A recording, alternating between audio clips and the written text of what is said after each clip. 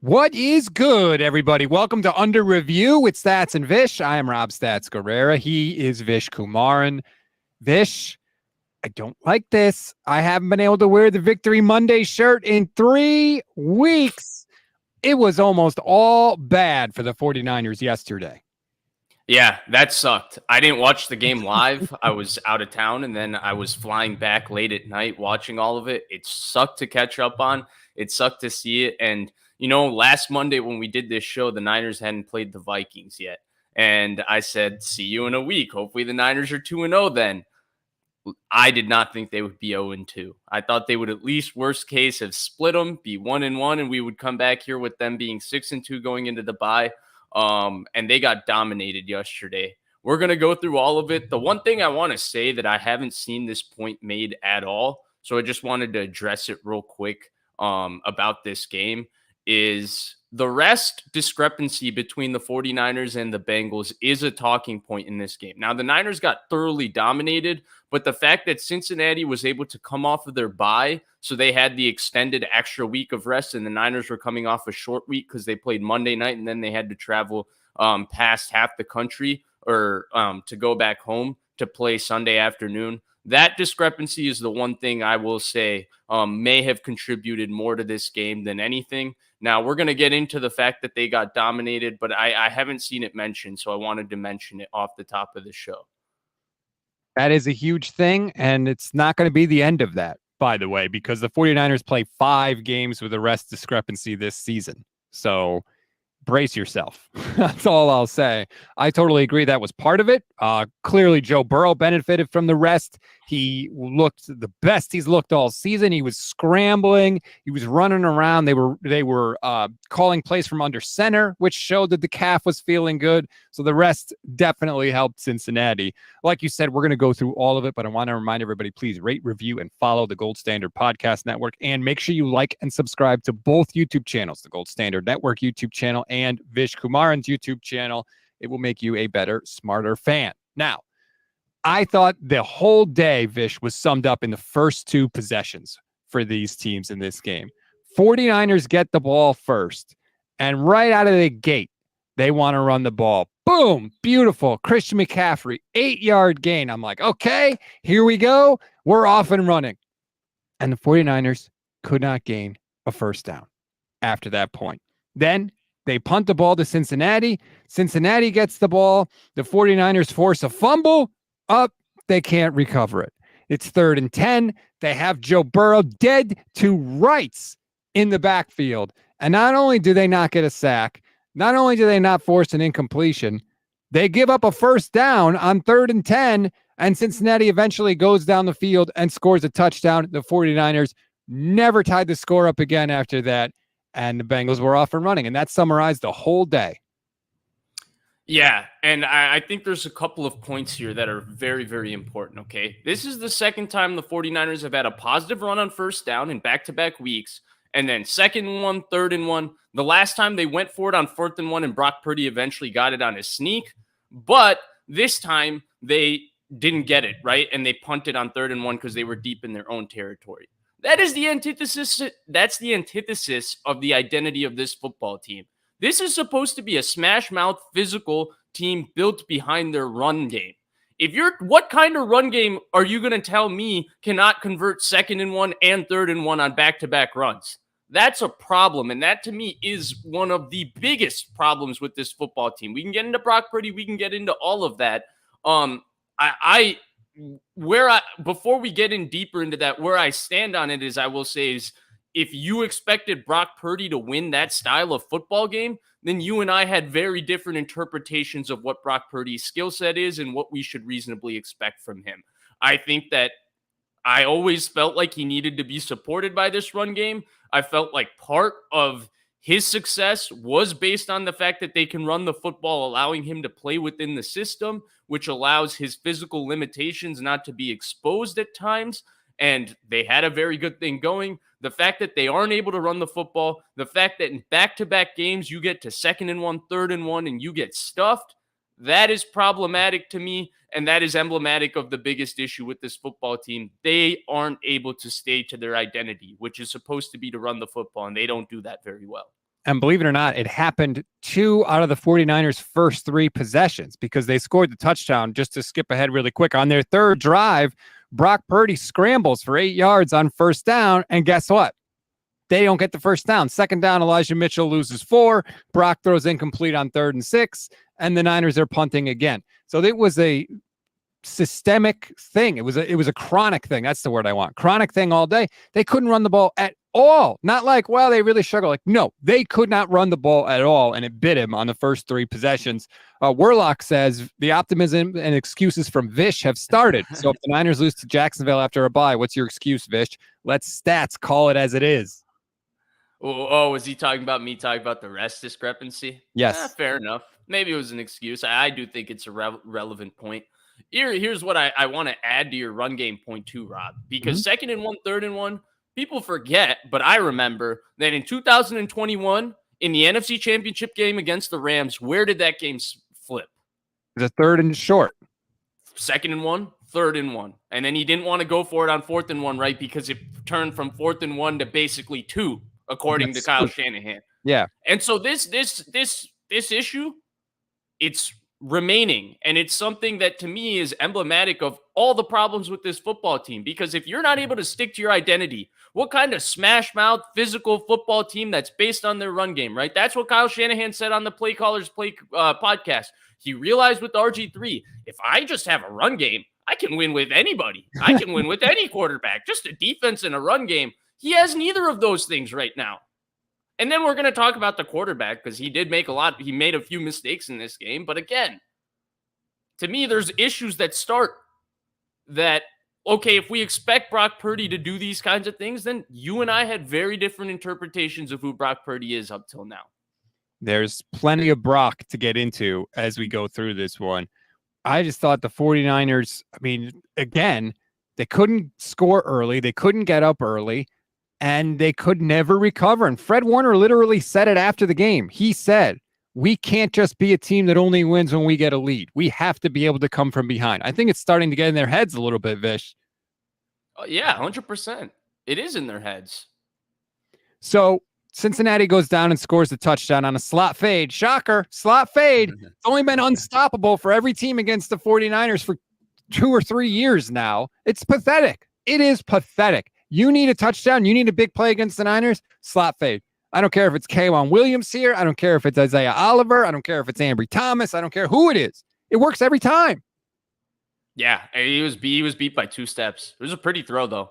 Yeah, but it's always there for anybody that wants it. Dak. No, you're right. You're Cowboys right. Game, the one play they got. Amari Cooper. It's unbelievable. Oh, yeah. Yeah, you're right. The Kevontae Turpin. I thought you were talking about the 2021 playoffs. That was a slot fade on K'Wan Williams to Amari Cooper. Yeah. Oh, I'm sure it was. So it's 7-0 Cincinnati, and I start to get nervous. And then all of a sudden, here we go. 49ers start churning it out, right? McCaffrey for 13. Brock hits Ray McLeod. Purdy scrambles for 16 yards on 3rd and 8. Brock Purdy did an amazing job in this game of getting vertical in the pocket when the pressure came and attacking the line of scrimmage to gain yards. It's something he has not done, and I loved it. I thought maybe this is the next sort of evolution of Brock. This is the adjustment he makes when he gets coverages he doesn't like. He will just take the 5 or 6 yards or more, in that case, that the defense gives until they adjust again.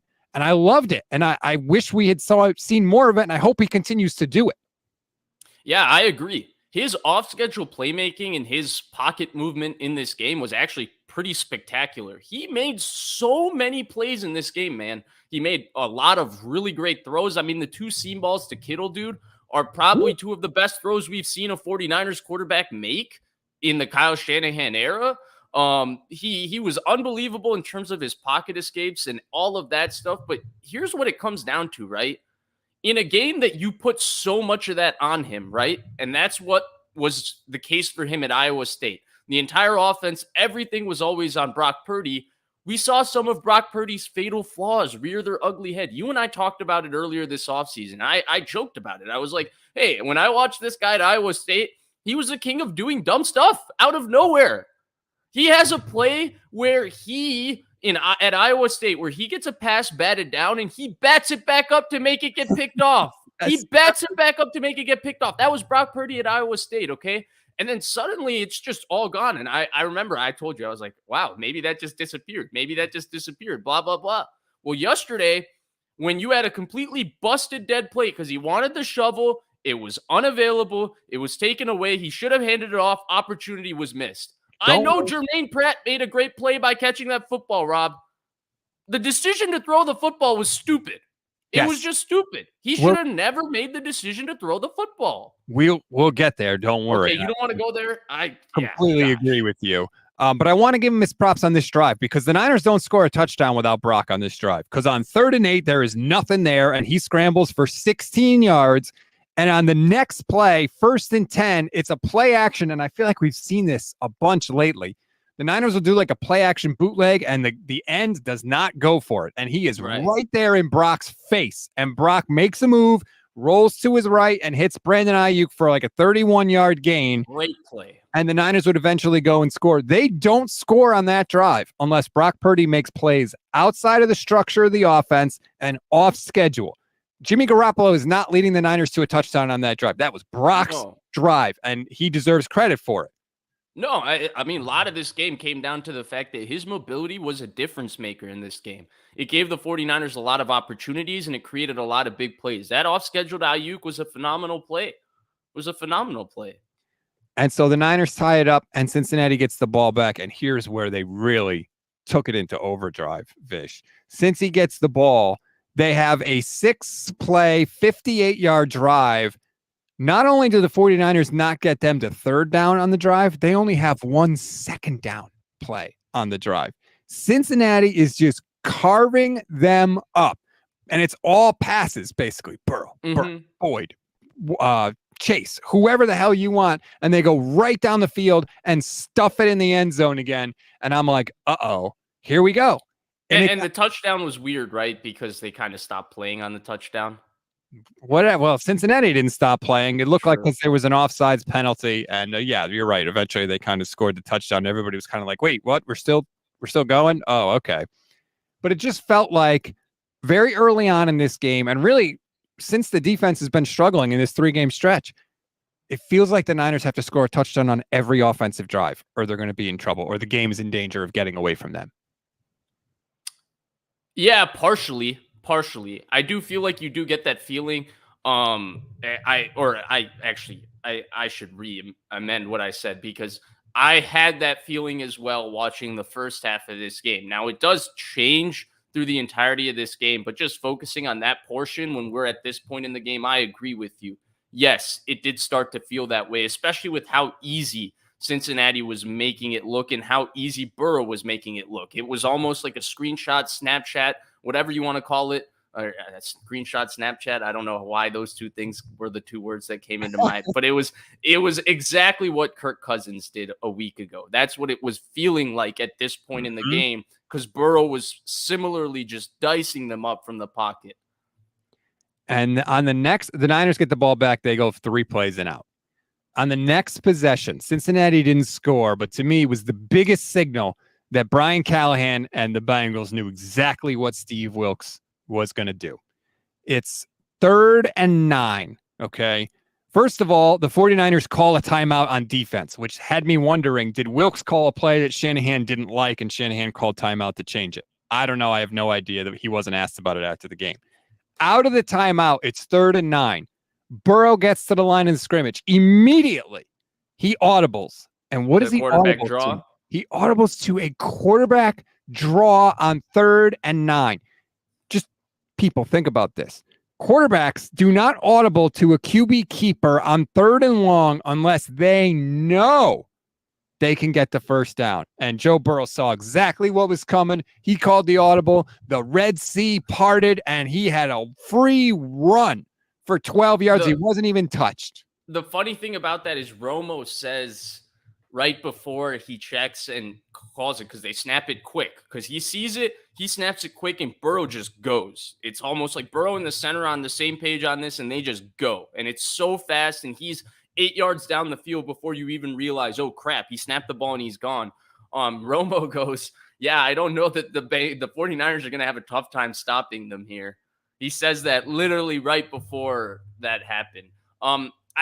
It is cracking the code. I think that's part of it. But look, the 49ers best players on defense are not playing well either. And we can put this all on Steve Wilks too, but there were a host of missed tackles from players that are supposed to be excellent tacklers. There was invisible performances from players that are supposed to make 20-something million dollars and be dominant defensive linemen and were signed as premier free agents to be dominant defensive linemen against a not very good interior offensive line. And there were a host of missed tackles from the so-called best linebacker duo in the NFL that wasn't the best linebacker duo on the field yesterday. So we can't just all put it on Steve Wilks. Like, the scheme is a part of it. It is not great. We talked about this, that, hey, Cousins and O'Connell, we didn't talk about it, actually. I talked about it on other shows, and I'm sure you did the same thing. Cousins and O'Connell cracked the code, right? We talked about it. The line of scrimmage, Cousins was playing like Peyton Manning. All of that is true. But if you're supposed to have 6 different all-pros on this defense and all of that, at some point they got to make a play too. Win your one-on-one, man. Have to. When you get paid like they're getting paid, you have to get premium production out of your stars. And the 49ers are not. And we can talk about it later, but that's why I think that a trade for a corner or whoever is not going to help as much as people think it will. Because to me, the problem is not that the 49ers don't have enough good players. The problem is they're not getting enough from the good players they already have. And Shanahan said it best. I feel like sometimes too much we get into, like, well, Shanahan didn't say that. I'm saying that we get too much into the scheme and all of that. Because at the end of the day, if you have really great players, I talked about this right when I said Jim Schwartz got fired for running the same defense that he's running in Cleveland today. Yep. And it's because if you have players that make this scheme right, all of a sudden it's a great scheme. And if you have players that don't make it right, then it's a bad scheme. Usually good schemes are just schemes that are sound. And if you have players that can execute it, it becomes a great scheme. It becomes in vogue and all of that. And so that's where Shanahan said it after the game when he was asked about Debo and Trent. Good players make you right sometimes on bad calls, and good players sometimes make you even more right on good calls. And that's where when you have a Nick Bosa and you have a Fred Warner and you have a Dre Greenlaw and you have a Javon Hargrave and you have an Eric Armstead and all of these kinds of guys, sure, we can say Steve Wilks isn't doing as good a job as DeMeco Ryans and Robert Saleh. I agree with that. But those guys make a lot of money to be able to make some plays and make Steve Wilks right too, okay? Steve Wilks isn't just going to be the guy that's going to die on the hill of this defense being terrible the last 2 weeks. It's more than that. Steve Wilks didn't miss 13 tackles yesterday. That wasn't Steve Wilks, okay? Waltony 101 watching on our Twitch page. Bosa had 9 more pressures now. Won't someone think of the pressures? Well done, Waltony. But it's the same thing, Rob. Like, they are getting pressure. They were around Burrow that entire game. But exactly, Burrow operates so well with people around him, and it's the confidence to stand in there knowing that something's always going to open up, so I'm going to hang in there that extra minute. And every time he does hang in there, something was available for him, which means that, hey, there's not a sync between the timing of the rush and the coverage. We talked about this, or Robert Saleh used to talk about this. The only thing they needed to do was make the quarterback hitch once, which means that whatever they had to do, they had to eliminate his first read. And if they could make him hitch once and make him just slightly uncomfortable or change the picture on him a little bit, that defensive line would then get home. There seems to be no sync with both of those things happening right now with this defense. And then the other aspect of it is that they just can't stop the stinking run, dude. It's not that they actually like give up too many explosive runs. They're all like little minor paper cut runs with the occasional 10 to 12 yard burst. But it's the fact that they cannot scare a stinking team out of stopping running the ball, okay? Every single team that they've played in the last 3 weeks, starting with Cleveland, who converted 3 third downs and got off 34 runs. If somebody can do that math and explain it to me, my brain can't put that together. How do you go 3 for 13 on third round and still get 34 runs off in a game? And that's the problem. Their defense philosophically wants to make you one-dimensional so that they can rush forward and get their pass rushers to be able to get the quarterback. And even though their run game stats are middle of the league and mediocre, they're just a bad run defense right now because every team is committed to running the football. The Bengals have the worst rushing offense in the NFL, or second worst. They're coming into that game second worst. They ran for like 70 yards a game, and they always get in the shotgun. You talked about it yesterday. They had the addition of the under center, which helped their run game a bit, But typically they can't run the ball because they're always spread out and they're in the shotgun, and it's just difficult to run the football from there. Well, yesterday, they got off 27 runs against the 49ers defense on the road, no problem. And they actually ran it very effectively. But 27 runs for the Cincinnati Bengals, to me, the reason I picked the 49ers in this game was I thought the Cincinnati Bengals are too poor of a run offense to be able to stay committed to the run against the 49ers. And if you can't stay committed to the run against the 49ers, you lose. Guess what? If the Bengals, as good a team they are, they're terrible at running the football. If they're able to stay committed to running the ball against the 49ers, there are bigger issues and deeper issues with this defense, because any team that stays committed to running the football against the 49ers has a chance against them or their defense. Every run to me was 4, 5, 6 yards. They were always 2nd and 4 or 3rd and 4. Every run was gaining at least 3 yards. It was never, it felt like for at least the first half, it was never 2nd and 10 or 2nd and 9. It was always like 2nd and 6, 2nd and 7. And so they didn't have to gain a ton on 2nd down to have an easy 3rd down to convert, if they even got to 3rd down, by the way. Flav says the timing of Brock's interceptions are what have been brutal the last 2 weeks. Fourth quarter turnovers can't happen. And when we do score, the defense has to get us the ball back. Haven't been able to get any momentum the last 2 weeks. The defense did their part in the second half of this game to give the Niners a chance to get back into it. I want to get to that. But first, let's get to the Bengals. You want to save Brock's turnovers, huh? You just don't want to touch on it yet. Oh, trust me. I'm going to get there. Okay. So this is another thing I had a big problem with, and you know what I'm going to say, Vish. Niners get the ball back after Cincy misses the field goal. It is 14-7, and the defense has been getting absolutely worked to this point in the game, showing no signs of being able to stop Cincinnati in any way, shape, form, or fashion. Niners go down the field. It's 3rd and 14.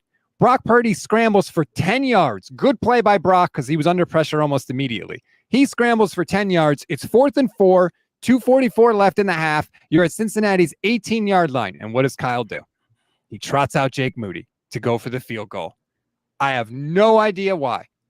That's an absolute must-go-for-it situation. The field goal does nothing for you. You're still down by 4. You still need a touchdown. Cincinnati's going to get the ball back with roughly 2 minutes to go.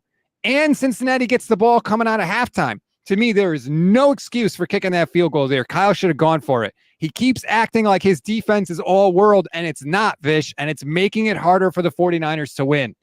That is a great point. I agree. When I came into this show, that was not something I considered. I didn't think about that. That is actually a really, really good point, because you're right. It's not just that they were giving Cincinnati the ball back with arguably better field position than if they didn't get the better field position than if they didn't get the 4th and 4.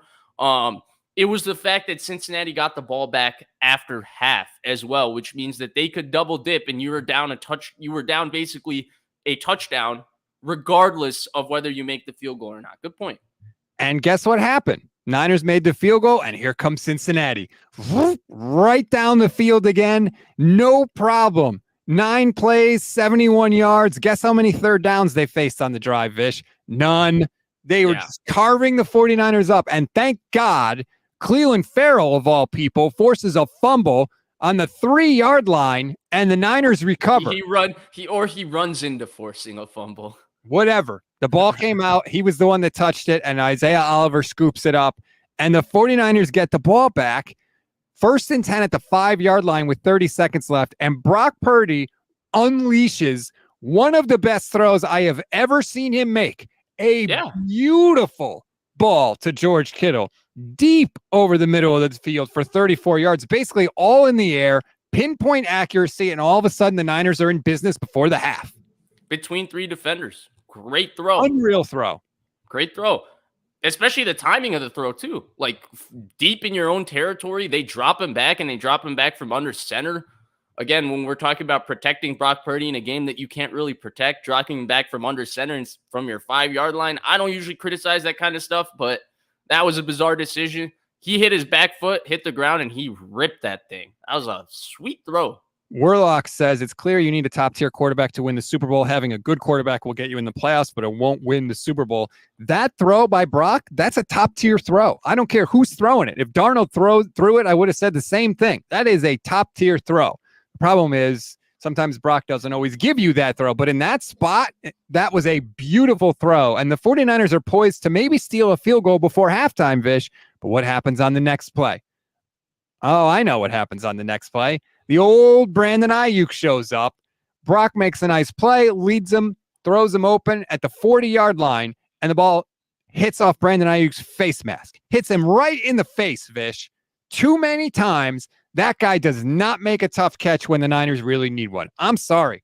I am sorry. I know he put up good stats in the game, and he had a lot of other good plays in this game, but I've seen that from Brandon Ayuk too many times for me to pay that guy after the year. Yeah. Okay. So first of all, Ayuk really had a terrific game. He was really terrific for the majority of the game. But what you just hit on the head has been basically why it's been kind of the story of his career. He's this player with this all-world potential and all of that. But in the games that you really need Brandon Ayuk to be and show that he's a superstar receiver, he just falls a little bit short. When he's just got one chance on a play to show that he's really a superstar receiver, he just falls a little bit short. And that's just kind of been the story of his career. And like, if you look at it, if you think about it, he's more consistent as a player than Deebo Samuel. But the thing with Deebo is Deebo picks his moments. And Deebo is always there at the right moments. Deebo is always making big plays at the right moments. And that's kind of been the difference between him and Ayuk. Deebo has those big games on Sunday Night Football and all of that, the mainstream stuff. And Ayuk just the stuff where he's on the tip of verge of superstardom because he was terrific in this game. Well, yes, A.J. Brown is better than both of them for sure. Not even close at this point. But that's the thing. A.J. Brown makes clutch plays. Whenever the Eagles need a big play, it's A.J. Brown. I actually didn't mean to put that comment up from Patel, but thanks, Patel. Mark says, it looked like the sun was in his eyes. It's always something. Oh, the sun was in my eyes. Oh, I tripped coming out of my break. It's always something with Brandon Ayuk. Catch the ball. Yeah, I mean, he's got to make that catch. But I don't want to, as much as I agree with you, he's got to make that catch. Look, he was terrific in that game yesterday. He was terrific overall. He was terrific. I'm old Greg says, what does it say if they don't make a trade? If they don't make a trade, it says they don't believe this team can win anything. I'm not totally convinced, like I said, that they should make a big trade.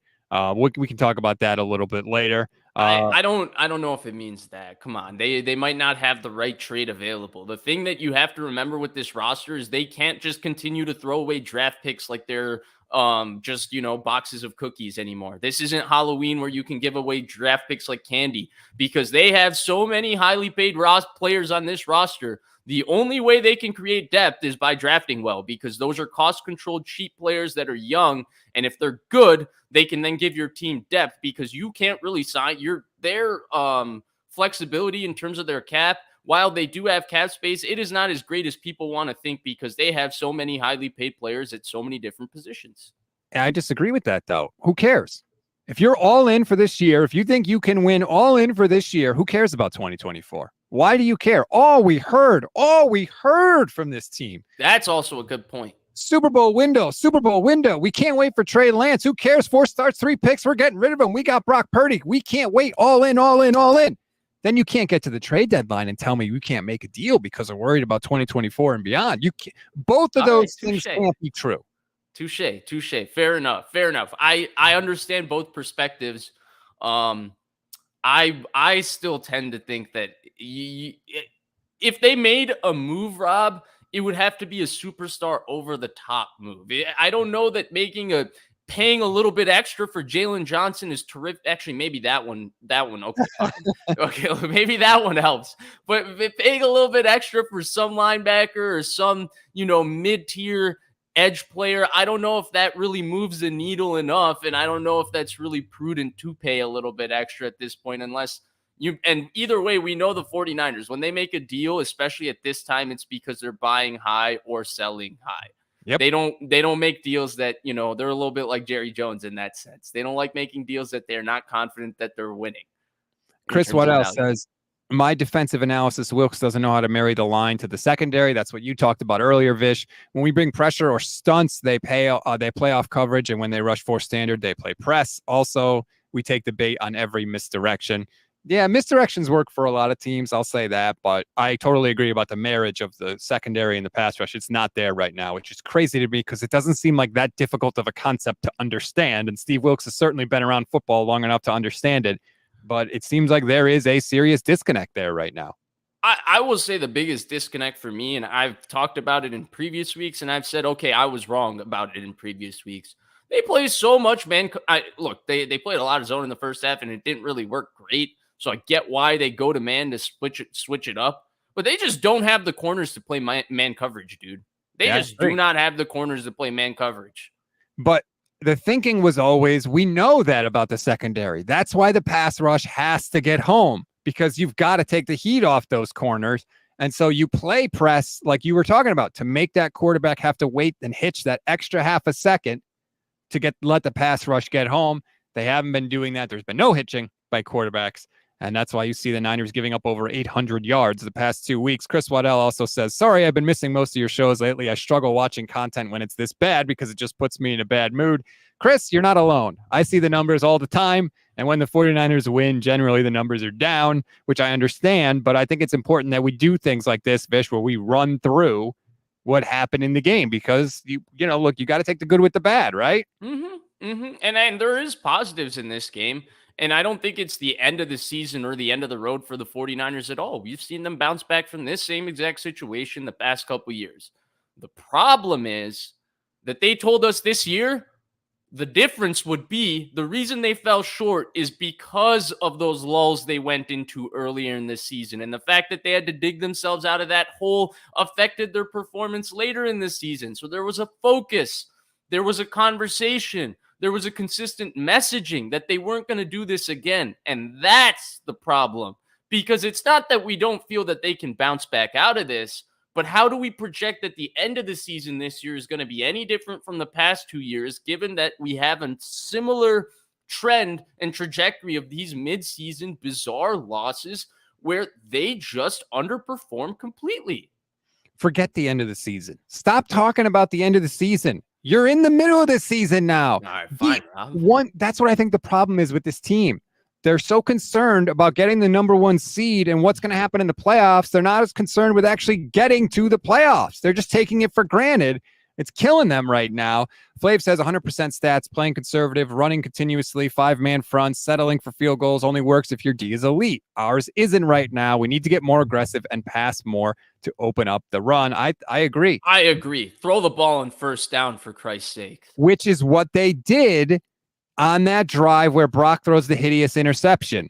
They were running play action on 1st and 10. Tony Romo talked about it. Since he comes out in 5-man fronts, play action on first down, and it was Brandon Ayuk. The Niners play went action down Kittle. the field. Ayuk, Kittle, exactly. They were moving the ball. Romo saw it. Kyle obviously saw it because he switched it up. And this was the point where I thought the defense kind of rose up, right? So they stripped the ball at the end of the first half to stop Cincinnati from scoring. Then, since he does get a field goal to start the second half, but still, it's a 17-10 game. Niners get the ball back with a chance to tie it up. They go 5 plays and out. Niners defense makes a stop again since he goes 3 and out. And you're like, all right, here it is again. And the Niners start moving down the field just the way we talked about. Going down the field, no problem. They had 1 third down. It was 3rd and 1. Juszczyk did that stupid direct snap play, which originally he was called short, and then all of a sudden they changed their mind and gave the 49ers the first down, which the Bengals went nuts when that happened. And there it is, Vish. We can finally talk about it. 1st and goal at the 8-yard line. Brock Purdy uncorks a whopper. The Niners, first of all, run an RPO. And what happened is Purdy pulls it from Elijah Mitchell, and he wants to hit Kittle on a shovel. But Kittle's covered up. So Purdy keeps the ball. And as you laid out earlier, once you do that, you cannot throw the ball by rule because there's linemen down the field. Brock Purdy's head, I don't know where it was, Vish. Where the hell did it go? He scrambles out. He tries to throw a ball. It gets tipped and intercepted on first down. First and goal. First and goal. That was the game. When you can't capitalize in that spot, I felt like it took the heart and the life right out of the Niners. Yeah, that was, and that goes back. It is what we talked about. He had that in Iowa State, and There it was. There it was. And look, Jermaine Pratt, he's a very good player, very underrated one, and he made a great play, okay? But, but the decision to throw the football is stupid regardless of whether Pratt makes that play or not. He should have never thrown that football. And that to me was the breaking point in the game. That was the turning point because the offense had been terrific. Brock had been terrific in a lot of ways. Brock was really, to that point of the game, what was keeping them in the game. His escapes, his timely off-schedule plays, him making down the field throws very accurately. He was looking great. And then he does that. And that was just flat out stupid. I'm not calling him stupid. That decision was stupid. And that really was the turning point in the football game. That really felt like, damn, that was the breaking point. Because the Niners offense had so much success for the entirety of this game.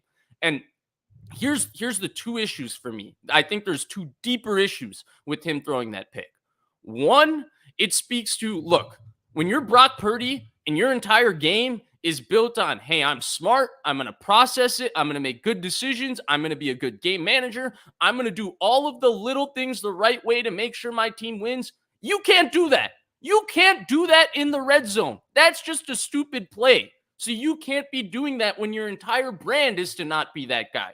And then the second thing is, when it goes back to the Iowa State point, we saw when the entire game was on him a little bit in Iowa State, he would do stuff like this because when the game's on him, he has this a little bit. This game, in a lot of ways, was one of the more difficult ones he had to play in the NFL in the sense that they couldn't run the football. They couldn't really protect him. And a lot of this game was him dropping back under pressure, and they said, go make plays, right? And if we're talking about a top tier quarterback, this is why you hesitate to anoint him. This is why you want to see more, because in this kind of a situation at home, top tier quarterbacks don't turn it over twice, 3 times actually, and top tier quarterbacks find ways to continuously make plays in that situation. And he made so many freaking plays, but he also made the back-breaking mistakes in this game. And that one right there, that was the back-breaking mistake. 1st and goal at the red zone, the play busted. Actually, if he hands it off, it might have been a touchdown. You and I talked about that, right? But he chose not to hand it off. The play busted. If he takes a knee right there and gives them 2nd and goal at the 10, they're still in this football game. And he throws it, Rob. He throws it. And I don't even understand the throw because Pratt's in front of his face. What did he think? He was going to throw it through Pratt? Sometimes, and I've said this before, sometimes being a quarterback is all about the worst thing you do. Yes, Brock made a lot of good plays. The play before, he scrambled for 12 yards. It was a beautiful play. Unbelievable scramble. But sometimes it's about the worst thing that you do. And this was a backbreaker for the 49ers. Glass City says, damn, Rob, you're on fire at the moment. I agree with everything you said. Vish and yourself complement each other perfectly. Very centered and objective point of view. It's very refreshing. Thank you very much. We try. We really do. James T. Kirk, shout out to you, YouTube channel member, which, by the way, shout out to all our YouTube channel members. If you want to become one, please consider it. It's less than $3 a month. You get custom emojis, membership badges, priority comment response. It's a great way to support the channel. And if you want, I will follow you on X. If you want. By the way, since I've said that, nobody ever says I want to follow. So they just don't know. They must not be an X. They don't know that you got 40K followers there. I don't have 40. Don't lie to people. James T. Kirk says, I was at the game. I met Steph Sanchez. Here's a Levi's 24-ounce domestic beer for you so we can all drown our sorrow, staying positive despite the brutal in-person loss. Thank you very much, Captain. Appreciate you. I could use a beer and some alcohol. This team's driving me to drink. Chris, what else? Rob, real quick, before you go to Chris, I was going to say you missed the Iceman's 0072's super as well. I apologize. Sorry, yeah. Iceman. You guys have been incredible with your support the past 2 days. Really, thank you. I've been trying to miss them, trying to get to all of them. Iceman says the Bengals were using 5-man fronts. More teams do the same. Yeah, that is a consistent thing I think the Niners are going to have to deal with. And to me, Vish, don't run on that. You pass on that. That's how you get them out of it. You pass on it like they were doing on that drive that we've been talking about just now, and then you earn your way to run the ball. I agree. They're a more effective passing team in general right now. That's what it feels like. But I felt like schematically, once the 5-man fronts came in, they did kick back to some of their old school. They brought back their wide zone and all of that. The issue is, dude, this offensive line without Joe Williams just stinks. And that's the problem. That is the problem, okay? The right side, we thought McKivitz would be an issue, but turns out Burford's also an issue. Jake Brendel is just he's just okay, he's just that. He is Okay, weird. and then Aaron Banks without Trent Williams, will the real Aaron Banks please stand up? Because he's not the same Aaron Banks without Trent Williams next to him, okay? So they can have good plans to run the football and all of that, but they got dominated up front in that game. DJ Reader, BJ Hill, Hubbard, Hendrickson, all of them, they dominated them up front in this game. They got their behinds kicked up front in this game. Completely out physicaled. Aaron Banks is getting shoved in that backfield. On 3rd and 1 on the opening possession, they tried to give it to Juice, and Jake Brendel gets DJ Reader picks him up and throws him back. Yeah. Brendel tackled Juice on that play. That's why Juice didn't get it. It wasn't a defender. He hit Brendel because he got shoved backwards. I mean, dude, even the misdirection quarterback sneak that they ran with Juice later, like the misdirection is the only reason he gets that first down because they react just a split second late. If they react on time, there was no push. No push at all. Chris says, one more thought. Shanahan has always ran a gimmick-style offense. When you get down and it becomes a drop-back game, we have always struggled. Maybe that's the quarterback's fault, but we've never been built to drop back and win one-on-ones and march down the field. You're right, Chris. Yep. And JT O'Sullivan talks about it all the time on his breakdowns. The drop-back passing game is the worst part of this offense. And it's not that big a deal. Like, everybody has strengths and weaknesses, but when you're only built to win one way, when you can't get into your drop-back passing game at all, that's a problem, because every game script is not going to go your way every single week, even though it had been for a while with the 49ers. And Kyle Shanahan even said it after the game, Vish. He summed it up perfectly. He said essentially like, hey, we're not playing any differently than we were earlier in the year, but we were getting up on teams early in the year, and it hid a lot of these mistakes that we're continuing to make now. We got away with stuff during the winning streak that we're not getting away with now. Yeah, I agree. And I agree with Chris as well. To me, the biggest issue, it's not a quarterback issue. It's the issue of the guy who very arrogantly said, if I just have a defense and I have a run game, then I can do anything with any quarterback, right? That's that guy. He chose to do that. Okay, then you're going to tell me that, oh, Brock Purdy, if you put him in a situation where, yeah, we got to drop him back 32 times and he's under pressure like every other drop back, he couldn't get the job done. You and I didn't think who Brock Purdy was, who Brock Purdy is. We had very different interpretations of who Brock Purdy is and who Brock Purdy was. This is a game that comes down to that because they're not able to run the football. And they're not able to run the football because, and philosophically, they're not good in this drop back pass because Shanahan doesn't want to be there. And either there's a philosophical issue where he's just not understanding that this is a square peg round hole, that your defense can be as good as you want, your run game can be as good as you want, you're just never going to get the job done with this. Or they're falling short in some capacity where even though this philosophy is sound, they're just unable to execute it because the margin for error with it is so low. Because if you end up in a game or you end up in a 2-game stretch where your defense doesn't play so well, you're 0-2 in that stretch. And people got on me when I said Shanahan doesn't value the quarterback position enough. This is what I'm talking about. He doesn't realize that you're not always going to have the ground game and the defense and all that stuff. You're going to need straight drop back passing win. And sometimes you're going to need your quarterback to fit the ball into a super tight window. And the Niners, let's face it, have not had a quarterback that can do that consistently since Steve Young. Since Steve Young, but I do want to mention, like, Brock Purdy is good, right? Like, we're seeing in these kinds of situations, he's making a lot of plays, which means he's good. But the elite guys, the best guys, the top of the league guys, the guys that we say, hey, you can win a Super Bowl with these guys, can do this game after game with a high margin, even higher margin of great plays, not just good plays, great plays, while limiting their mistakes. That's the Rodgers, that's the Mahomes. And then the Allens who turn it over a little bit more, and that's the Burrows. That's the Allens who turn it over a little bit more. Also just give you a higher upside of plays that you've never seen or that only he's capable of doing to bail you out for the fact that he turns it over a little bit more. But Purdy kind of falls into that category where when he's not supported, he can make plays because he's a good player, but ultimately it's going to be tough for him to not make mistakes while making those plays, and he just doesn't make enough plays to make you win those kinds of games. That's completely on him. I want to follow right now he doesn't. Maybe he will do that.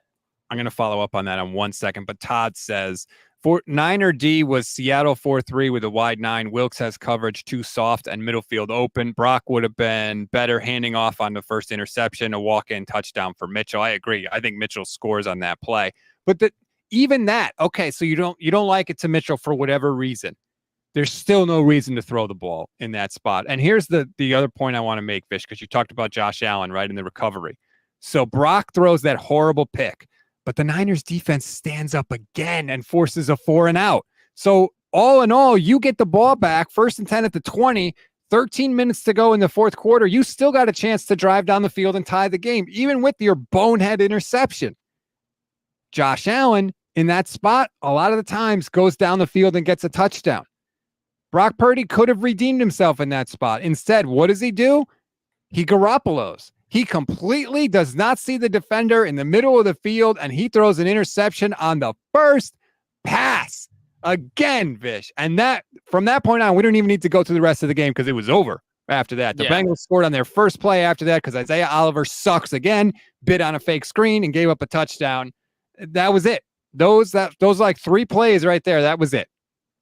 Yeah, I'm going to defend Brock Purdy just a little bit on the second pick. Yeah, he Garoppolo'd for sure. Like, that was Garoppolo as Garoppolo gets.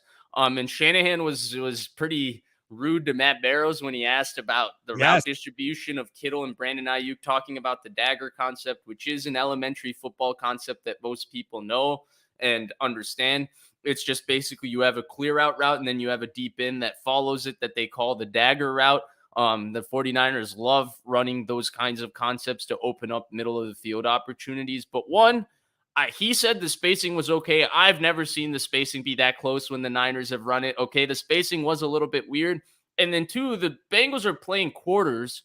And I don't know where he's supposed to go with the ball in that situation because they don't do anything underneath to really influence the mic, which is Logan Wilson in this case. So he just kind of drops straight into his zone drop. Yep. And if you see him, he just drops straight into his zone drop. And look, the ball's right there. He drops straight into Brandon Ayuk's route. There's not much else to it. And so, Brock Purdy, you can't be aggressive. You can't make a mistake in that situation. But I also don't know that Shanahan was necessarily fair in how he talked about it after the game because I don't know that I don't know that he exactly had great options on that particular play. And he was a little bit under pressure by the time he released the ball. You can't have a turnover there in that spot. You can't. I agree with. That's the end all. You're right. But I agree. Like, both people can wear the hat, but wear the blame. Purdy can be blamed for turning it over, and Kyle can be blamed for not having the greatest call in that situation. Chris is back. He says at least Cousins will be cheaper, right? Haha. Don't rule it out. Absolutely don't rule it out. Did you see what Seattle just did? No, what did Seattle do? They gave up a 2nd and 5th and got big Leonard Williams. Big move. From the Jets? The Giants. Or from the Giants, excuse me. Yeah. What? You know what? See? Good teams are going for it. We can get into a little more of the trade stuff, but I saw the current NFC West leaders, Seattle Seahawks. Yep. Eric Branch. The Bengals had 14 plays of more than 15 yards before they played the 49ers. Yesterday, they had gains of 33, 22, 22, 21, 20, 20, 20, and 17 yards on Sunday. Why is it, Vish, that for the past 3 weeks, it's always, this team hasn't done X all season, but they've done it 4 times today against the 49ers? Like, what the hell? Dude, it's the weirdest phenomenon. We literally went from talking about this team amongst holy cow, are they going to go undefeated? Look at how great they are. Best defense, best offense. They're steamrolling everybody. This team is a machine, blah, blah, blah, blah, blah. So they're just not very good. And the Bengals are good. So I don't want to pretend like they lost to a bad team, but the Bengals just dominated them in that game. They beat them basically in every facet of that game, okay? They dominated them in that game. And it's not, it was a little bit closer because Irv Smith fumbled at the 1 yard line and McPherson missed a kick. And there were other variables that made that game closer, but they got flat out dominated in that game. So there is the trade. You're seeing it on the screen. Leonard Williams come on down to Seattle, who, as you said, now leads the 49ers in the NFC West. Kyle said after the game that Sunday's result does not influence what the 49ers will or won't do at the trade deadline, which I agree with. You either are going to make a deal or you're not. You shouldn't change your plans based on one game that no one gets injured in. But look, all of a sudden, the NFC West is not, I don't know that it's the 49ers division to lose right now. I think it's up for grabs. Yeah, it's very much up for grabs. The Niners' schedule isn't exactly favorable to close post-bye. Going to Jacksonville off the bye. Do you remember last time what happened when the Niners went to Florida off a bye? And the Jags are off a bye also, by the way. So you don't even get that. You don't get that like rest advantage. The Jags have been winning games. What are they, 6-2, I believe, right now? They're a good team. They're a good team. But again, the Niners, if they play their best football, if they get Trent Williams healthy, if they get Debo, we should like them in that game. The Jags aren't that good, but the Jags are big. The Jags are big, and the Jags are physical on both lines of scrimmages. So without Trent Williams, the Jags D-line, are you kidding me, against that offensive line? The next 3 weeks they should be get-right weeks for the 49ers. The bye this week, Jags and Bucks. You got to win both those games. You have to, because in week 12, you have Seattle. Then in week 13, you have Philly. And then in week 14, you have Seattle again. So the Niners have to win both of their next 2 games. Right. I mean, there's a couple of decent games that we should look at as gimmies, right? Buccaneers, I feel like we can look at as gimme. Not anymore, dude. Not with the way this team is played. There are no more gimmies. There are none. Okay, fair enough. I mean, I know Nick Bosa hates Baker Mayfield's guts, but when the Niners are bad, they're bad. They lost to PJ Walker and the Browns. Yeah, you're right. Okay, fair enough. Sorry, I'm cranky today. Yeah. No. You are right, though. I was thinking about it. But it's like, what has this team done in the last, am I going to go off of who they were 3 weeks ago? Because they're not that same team anymore. Right. Are you kidding? I completely agree with you. They got beat down at home. And there's too much of that. Well, we're the big bad Niners. We've been in the NFC Championship game 3 out of the last 4 years. No, nobody cares about what you did last year. Nobody cares. And Kyle said after the game, he thinks it's good that this team's got to be a little pissed off for 14 days. Well, guess what? The coaching staff should be pissed off too. Okay. Everybody should be mad. Where is the hunger? Where is the urgency? They keep showing up for these games like everyone's just going to bow down to them. And it's just not the case. And they're getting pushed around. I think that's the bigger issue. This team is supposed to be the big physical bully, right? We saw them physically humiliate Dallas on Sunday Night Football. They've been out physicaled in 3 straight football games. Yes. Oh, we said the Browns game, they were missing Dre Greenlaw. Dre Greenlaw came back and played the last 2 games. And they still got pushed around. And he looks beaten to all hell. And he's missed tackle after tackle. Hufanga's missed tackle after tackle. Warner has missed tackle after tackle. So it's been an all-around thing. And right now they've made Steve Wilks this beautiful martyr, right? Last week they made him the complete conversation. Shanahan took 4 days to take accountability for it. Made Steve Wilks take a public apology as if he committed a crime. He had to come and do that to reporters. And so they did all of that, right? And then this week they'll make Steve Wilks the topic of conversation. I'm sure Schefter or Rappaport or Jay Glazer will have a Sunday morning report about the team on the bye, that Steve Wilks is on the hot seat, and they've made it clear to him that the defense needs to get her, blah, blah, blah, blah, blah. But guess what? There is 10 things on this team as wrong as Steve Wilks. There's a lot of things wrong with this team. The quarterback can't stop turning it over at inopportune moments, and there's stupid turnovers. They have one offensive player that runs the football effectively at this point, because Elijah Mitchell does not, in Christian McCaffrey. They have a poor offensive line without Trent Williams. Debo, I mean, Brandon Ayuk has had a good season. He's had a terrific season, really. But, we talked about it. He's not taken that ascension to be that kind of guy that can carry an offense that needs a guy to carry it. George Kittle is still very good. But he certainly had 2 drops yesterday that could have helped. Of course, he got those stats back later at the end of the game. So don't worry, at least the stats were okay. But he could have made those 2 catches. Definitely one on a 3rd and 7 right through his hands. You got to make that catch. And then defensively, they're just not very good right now. They don't rush the quarterback so well. They get pressure on the quarterback, but they don't scare teams with their rush. They can't stop a nosebleed in the run game. And they don't cover well at all. They don't cover well in zone, and they're not great in man right now. And even at their best, they weren't a good secondary in terms of coverage. And now when they're not at their best, it's becoming even more glaring. you're right with Kittle. He did have 2 drops, although one, he later made a catch that got a first down that made up for the drop on it, literally in that same possession. But yeah, the third down play over the middle that you're talking about, Niners really need to respond, and it would have been a tough catch, but Kittle's getting $16 million this year for a reason. Again, we talk about it with Bosa, right? You're paying your guys to produce at a premium level. George Kittle shouldn't have to have the ball thrown right into his breadbasket to make the catch. He's got to make that catch. Travis Kelce makes that catch. Brock Purdy is Mr. Irrelevant, Mr. 900K and all of that, because if he throws a slightly inaccurate ball, you have the big bag tight end to bail him out. Right. Yeah. And then we sit here and we go, yeah, Brock Purdy, dude, that guy's got to be better. Right. Like, dude, no. These kinds of situations were not made for Brock Purdy to be successful. And if we're going to sit here and blame Brock Purdy because he's not succeeding in situations, then I said it from the beginning. You and I had very different interpretations of who Brock Purdy is. That's all it is. You nailed it. You can't look at that play and say the last pick in the draft's got to be better there. No, you look at that play and say our all-pro tight end who's getting paid like it has to be better there. Yes, that is 1,000% right. I completely agree with you there.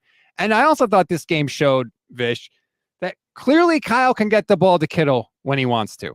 Mm-hmm. When he wants to, he can get the ball to Kittle. Why he decides that he doesn't want to like 80% of the time still blows my mind. But I mean, Kittle was a monster yesterday. Was he perfect? No. 9 catches for 149 yards. You know how many tight ends in the league that are capable of that?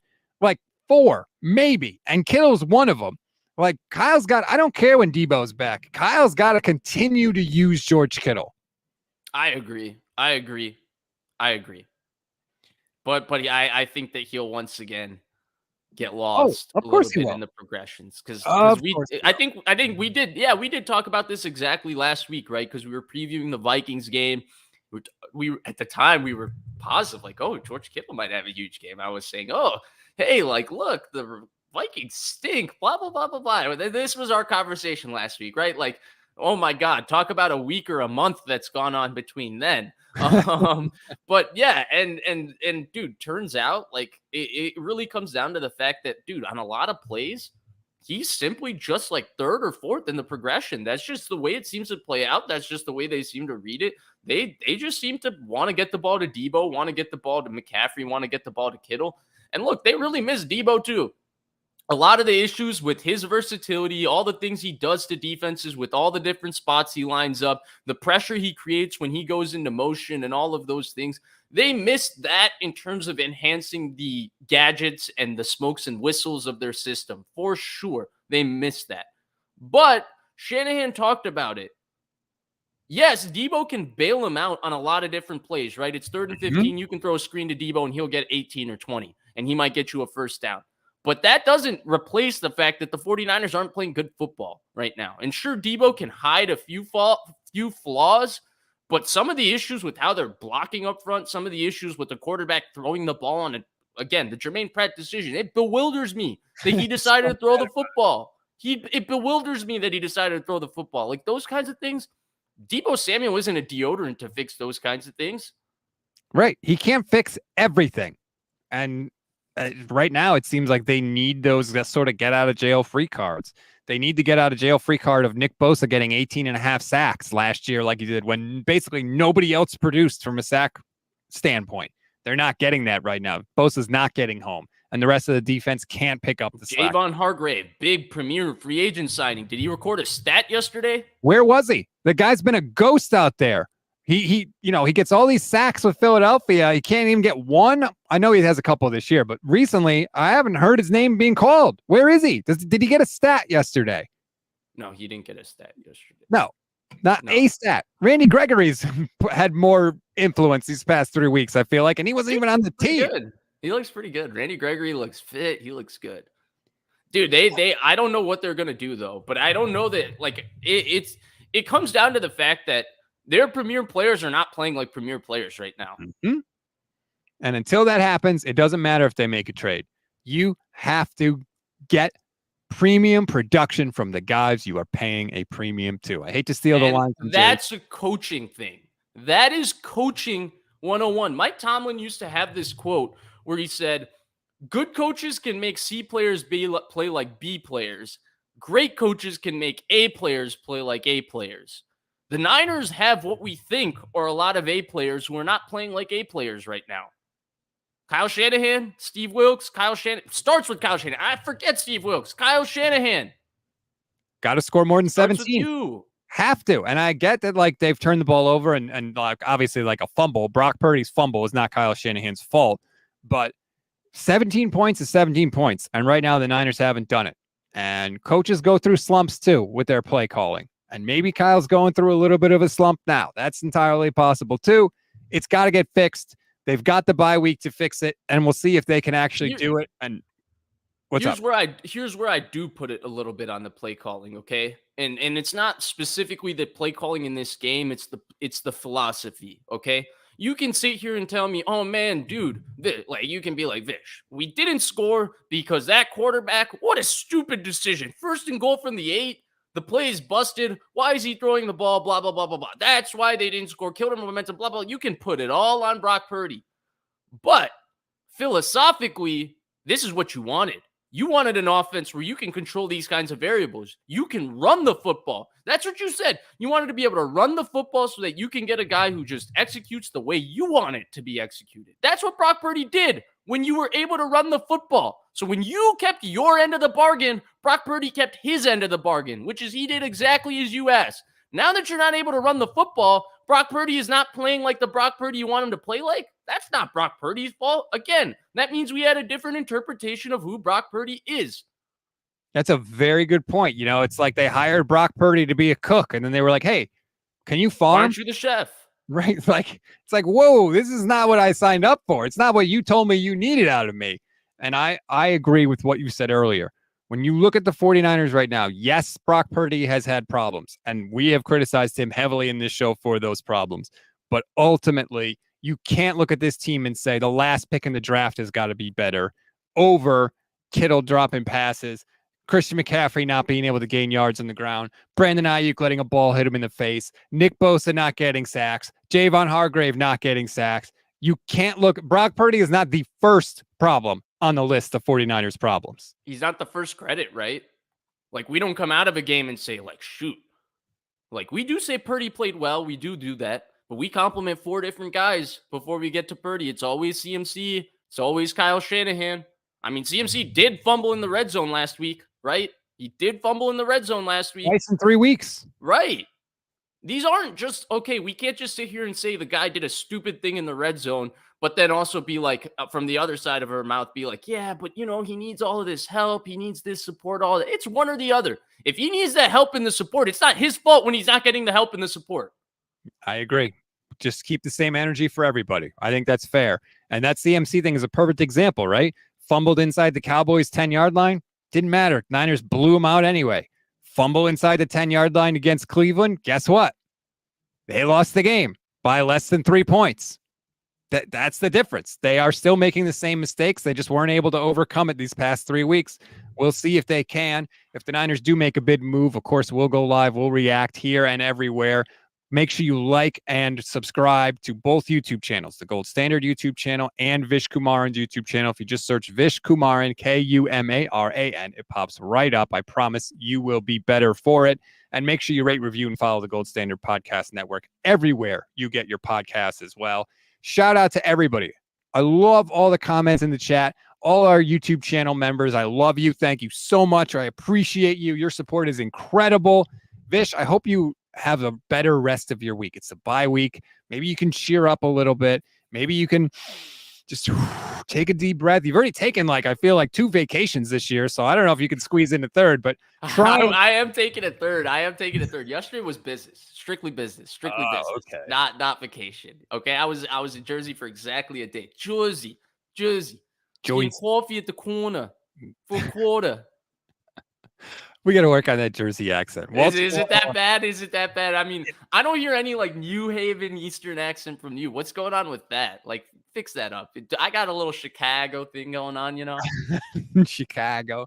Waltony 101 on Twitch says, keep up the stellar work. Thank you, everybody. Shout out to everybody on Twitch. I love y'all, even though 11 hates on you. Don't let it stop you, baby. Love But the Walt Tony is new, right? There used to be only one guy that used to comment in from Switch. Sign me 29. Sign me 29 is there. Waltony 101 is there. We got a bunch on Twitch. I love a bunch.